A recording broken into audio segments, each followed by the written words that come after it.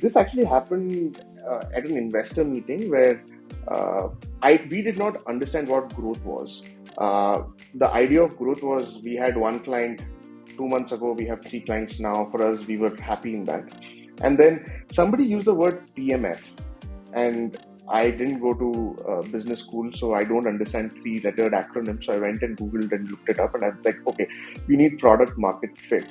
And one of the key elements of product market fit is you're able to replicate the use case and the outcome of the software, for example, in our case, repeatedly for a given problem statement within a given market. None of that existed for us then. We did not have a repeatable sales process. We did not have a repeatable product that was there. It was almost like a custom built software that we had to build for each new client. And we could have become a great family business, but this wasn't going to be a rocket ship that we are really looking to build, which is why that's when we realized that, hey, there is this entire mid-market segment where, I keep saying this, if you want to go buy a car, the two showrooms you don't land up at are Ashok Leyland and Bajaj. Dear listeners, this is your host Siddharth Aluwalia, founder of 100x Entrepreneur Podcast.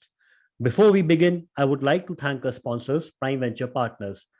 Prime is the first institutional investor in category creating tech startups like MyGate, Neo, Dozy, Planet Spark. Prime is now investing out of his fourth fund, which is more than $100 million.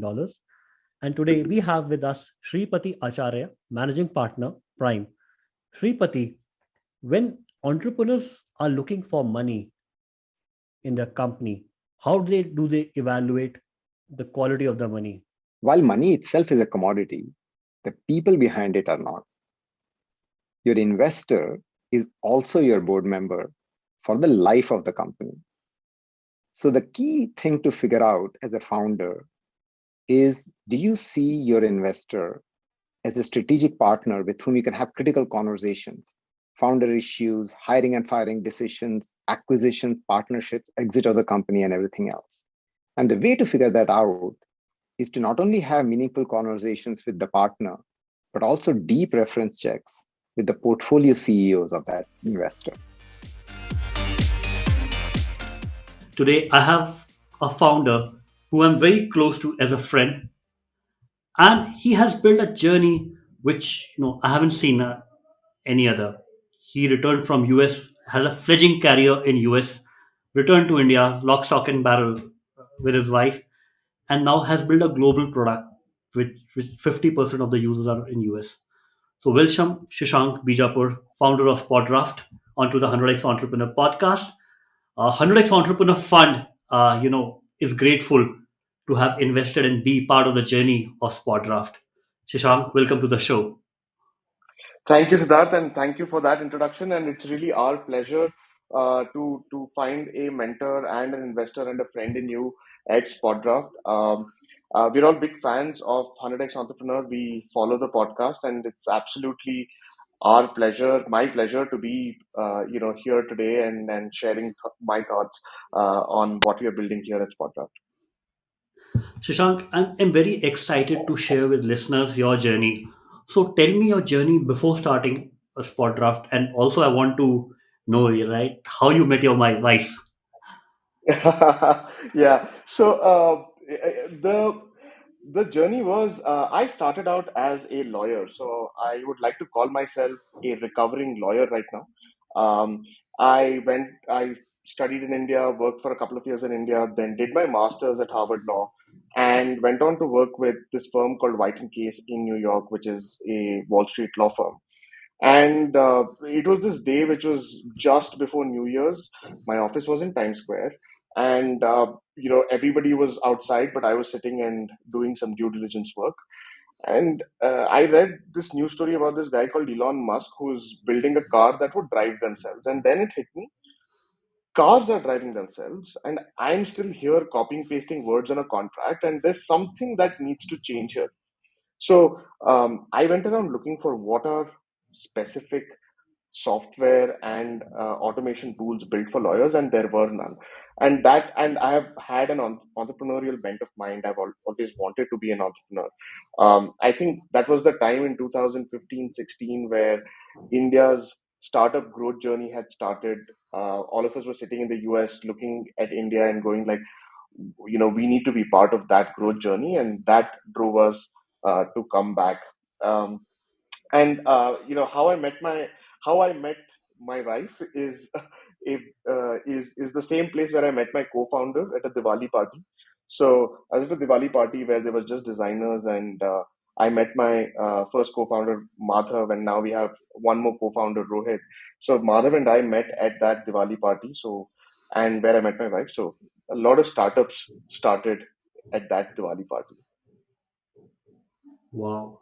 So, so that's a very interesting journey. And how did you convince, you married before you started SpotDraft?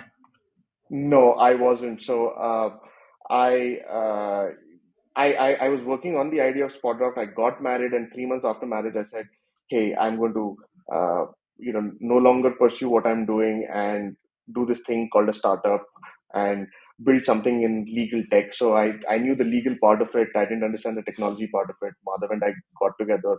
Rohit joined in on the product side, and we started building SpotDraft, which was slightly different when we started, though.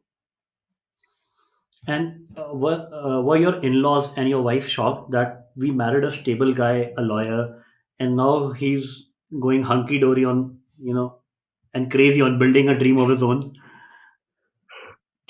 Thankfully, I've been lucky in that way where everybody around me has been supportive. And I've never had a question being asked on what are you doing or is this even relevant. My in-laws, my parents, my family has been very supportive of what I do. If you ask me as a founder, a lot of the what goes into building a startup is borrowed time from your family that you're taking away from them to do what you want to pursue as your entrepreneurial journey, and having that support was very important, and I think I found it in them.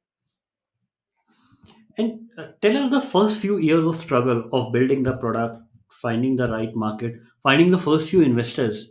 What went into it? Yeah, so I think what we started doing was we started speaking to a bunch of our customers who we thought were our customers, and at that point we thought every founder was our customer.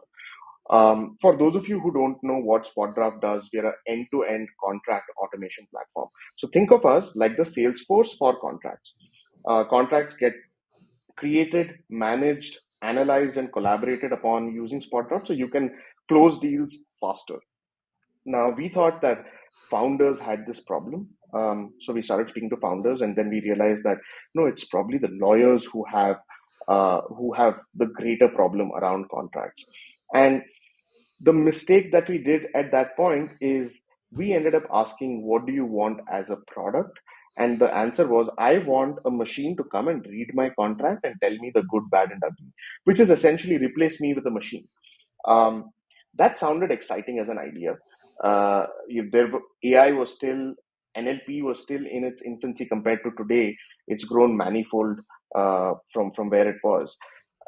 We said, hey, this is a very challenging problem. There seems to be a big enough market. Everybody seems to be taking a lot of time to review contracts. Let's build this out. We built a very successful pilot on it where you would put an NDA and it would tell you whether this NDA is compliant with your internal standards or not. Where we struggled there was scale. From going from one client to the other, we realized that that knowledge and that training was not easily transferable. There was a dearth of training data. If the document is called a non-disclosure agreement, companies are not going to disclose it for our training purposes as a data set. So those were the challenges that we saw, and we realized, how do we build this entire analysis piece in a way where the user doesn't even know they are training the system, but we are getting the learnings out of it. And that's how SpotDraft, for the first year and a half, was a slightly different version to what it is today. We're about 4 years now. So it was in the early days of the pandemic that 2.0 of SpotDraft was really born. And can you describe the timelines, like at exactly, if you remember, what month, year you returned to India? When did you launch the first product? Yeah. And what took it from there to the first few customers? Yeah. So late 2015, early 2016 was when I returned to India. I worked, so um, I have had zero interaction with startups, founders, technology. I was a out and out lawyer doing M&A for my living. So I wanted to experience what a startup life looks like. What does it mean, other than listening to podcasts and reading news articles? So I ended up working with my cousin who runs a very successful fintech company called Rupee Power. It's a B2B software provider for banks. I worked there for a year just to understand, hey, what is product? What is technology? Who does what? And 2017 April was when I started working on SpotDraft in the form and manner it is. 2018 was when we raised our seed round, and which was, again, we were grateful to have some amazing early investors, including in that round Hunch, 500 startups, and Singapore Angel Network. And then the next round was 2019, which was a pre-seed round, where 0 to 1 Capital, which is Sailesh Tulshan, and a fund that is anchored by Bini, invested in us.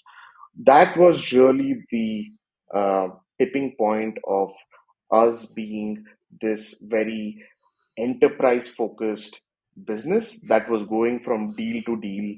These were large deals, but they would take months to close and months to implement, to getting something that was agile, immediate, and sort of implementable in a few days, not a few months or years. Um, and then 0 to 1 has been, and you may know, we are closing a pretty large round as our Series A right now, and we've grown almost in the context of this podcast 100x from where we were um, a few years ago to today. And can you describe the current round? How did it happen? I know that we've been lucky to have you on board as well, and you've made some phenomenal connections for us even before the round closed. So it's really to aid our growth and what we are doing next. And by December 2022, right? Where do you think, where will SpotDraft be?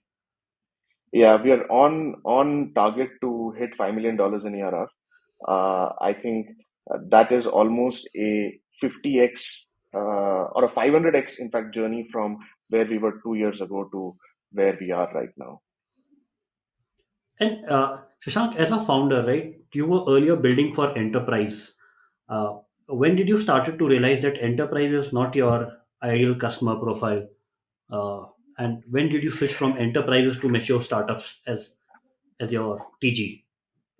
Right. So um, this actually happened at an investor meeting where uh, we did not understand what growth was. The idea of growth was, we had one client 2 months ago, we have three clients now. For us, we were happy in that. And then somebody used the word PMF, and I didn't go to business school, so I don't understand three-lettered acronyms. So I went and Googled and looked it up, and I was like, okay, we need product market fit. And one of the key elements of product market fit is you're able to replicate the use case and the outcome of the software, for example, in our case, repeatedly for a given problem statement within a given market. None of that existed for us then. We did not have a repeatable sales process. We did not have a repeatable product that was there. It was almost like a custom built software that we had to build for each new client. And we could have become a great family business, but this wasn't going to be a rocket ship that we are really looking to build, which is why that's when we realized that, hey, there is this entire mid-market segment where, I keep saying this: if you want to go buy a car, the two showrooms you don't land up at are Ashok Leyland and Bajaj. Right? That was what was available for the mid-market segment in terms of contract management, and we started building SpotDraft for the mid-market right after that, and we started seeing some extremely phenomenal growth after. But one thing I've realized out of this is I don't think any startup today can start a enterprise first business and really find product market fit in the first year, 2 years. That journey is very hard. It is not scalable and repeatable. And the idea of your product is very different from the idea or the requirement of a product that the companies that the enterprises want to have. They always want 20% of your product and 80% of their idea stuck on top of it, and that means you're building everything all over again, which are perhaps not reusable pieces for clients over and over again, and that's just a very difficult journey to do. And if you look at the SaaS playbook that we see these days, you always start mid market now and then move much more enterprise as you grow. And who would be your first 10 right set of customers, if you can recall?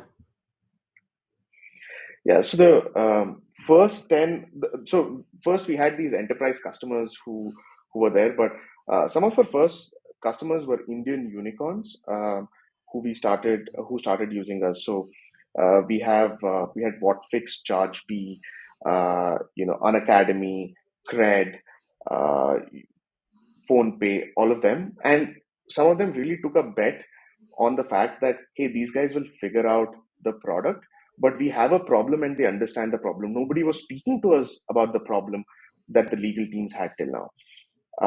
And right after that, it has pretty much been we've gotten almost a large chunk of the Indian unicorn market. Uh, we've got a bunch of customers outside of India, and now 50% of our revenue is coming from non-Indian customers. And today, if you can share a ballpark number of the customers which SpotDraft has. Yeah, we are right now at about uh, close to 100 customers that we have, and of which uh, 50% are in India and 50% are outside of India. Shashank, a real quality, right, which I admire in you as an entrepreneur, is able to attract the A plus talent, like really go out of the way, and even early on. How did you build that? Like, was it natural for you, or is this something you learned over a period of time? It's definitely not natural, and I feel there is some amount of luck. The luck came from the professional networks that each of the founders came from.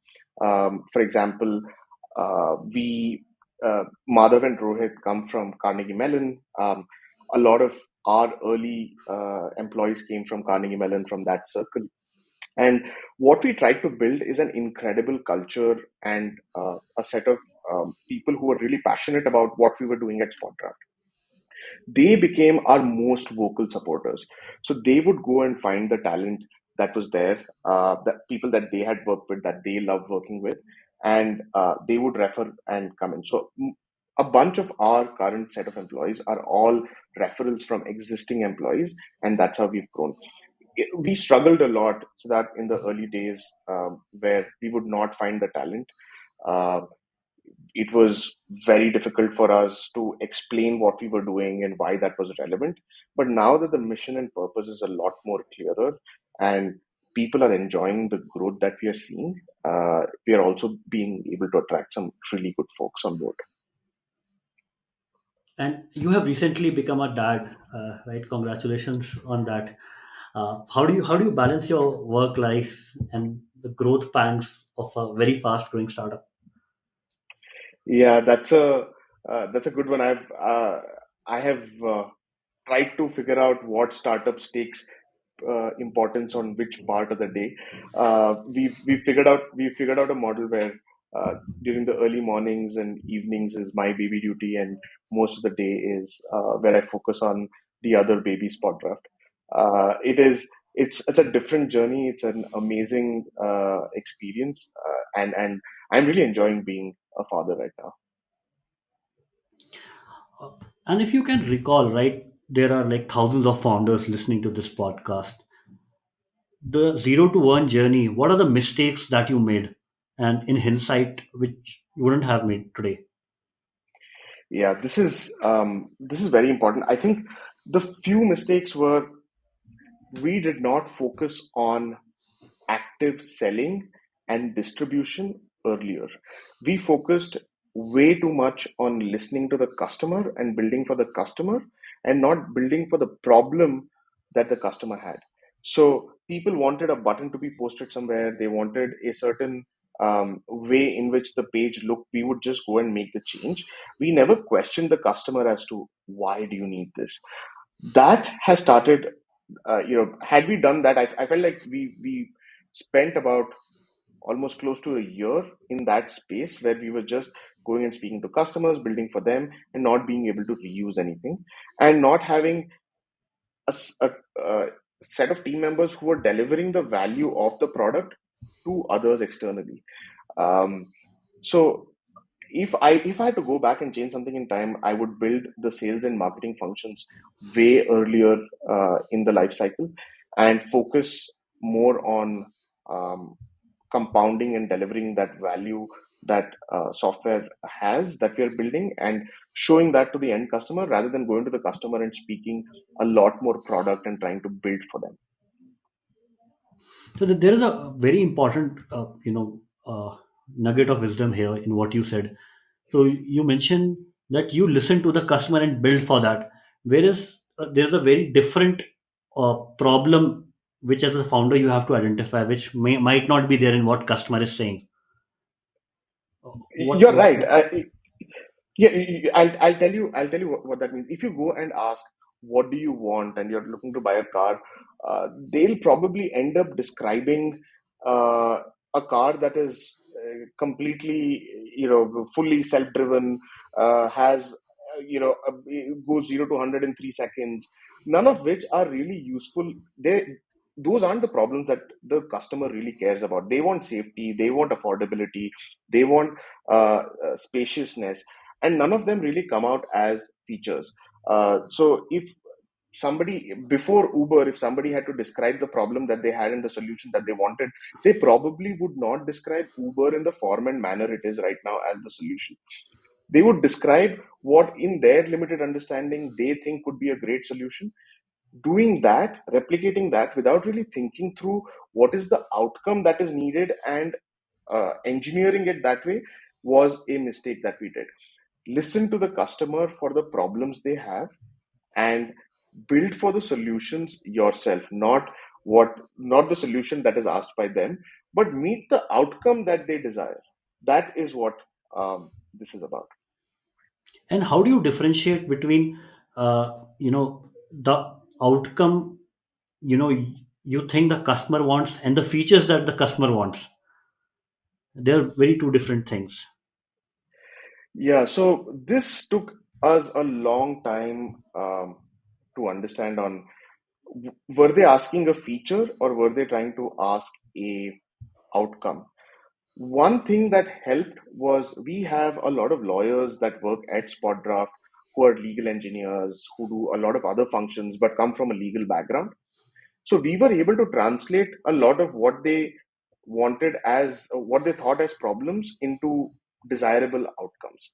Um, it did take some time because it doesn't come naturally to me as a founder on what the outcome is, but I could wear this sort of legal and pseudo product had to understand what that outcome was. What we realize today is people don't want a system that can read your contracts and tell you what is the good, bad, and ugly. What they really wanted was faster turnaround time on their contracts. That was the outcome that they desired. What they described as go into my contracts and tell me the good, bad, and ugly was, their version of the car that they wanted, not really the outcome that was there. So we started building for this. Um, a bunch of automation tools around contracts that could you answer a few questions, your contract is ready in less than 30 seconds. That would take a couple of days before SpotDraft. So one of our customers was telling us that the journey of before and after SpotDraft is pretty much like the journey before and after Uber, where you would stand on the road, wave your hand, and say "Bhaiya auto," and now you're just looking on your phone and booking a cab at your convenience and requirement. That is the sea of change that they see. And when customers compare between you and the biggies, like say Ironclad, Icertis, what helps you win that battle? I think the biggest one is the fact that we are end to end in our form and manner that we are. They want one integrated system that does everything around contracts and that does it beautifully. Second is we are very simple to use, very beautiful to look at. It is something that a lot of lawyers struggle with, having clunky, age-old software. Um, Third is we are very malleable as a product.